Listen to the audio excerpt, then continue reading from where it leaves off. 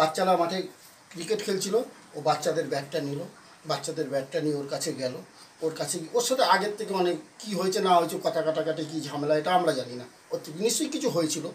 তো ও ব্যাটটা নিয়ে ওর কাছে গেল, ব্যাটটা নিয়ে গিয়ে ওকে বললো কী বলছিস বল। ও বললো জানা মাথা কেন খারাপ করছিস, ও বসে আইসক্রিম খাচ্ছিলো ছোটো কাকা বসে। হ্যাঁ, ও বললো মাথা কেন খারাপ করছিস, যা এখন যা।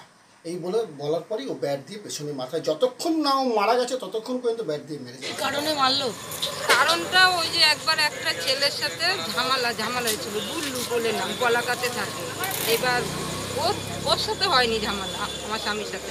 এবার বুল্লু মেরেছে ওকে, ছোটনকে মারার পরে তখন অদির গিয়ে আবার ধরেছে যে তুই ওকে মারছিস কেন, তুই ছাড় ওকে, মানে বাঁচালো ও, কিন্তু ওর বুল্লুর উপরে রাগটা পারলো না দেখাতে। আজকে সেইটাই অ্যাকশনটা নিল এখন অদিরের উপরে।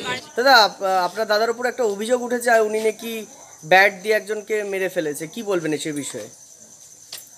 ভুল হয়ে গেছে, আর কি করা যায়, ভুল করেছে কোনো, সে আইন মানে মেরে ফেলাটা আইন বুঝবে সেটা। উনি পাড়ায় ক্রাইম করতো, সেই জন্য হয়তো রেগারেগিতে হয়েছে। যে মার্ডার হয়েছে সে ক্রাইমই করতো।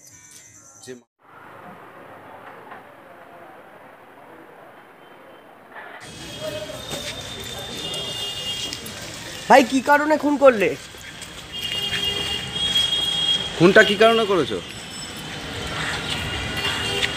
নাকি ফাঁসানো হচ্ছে?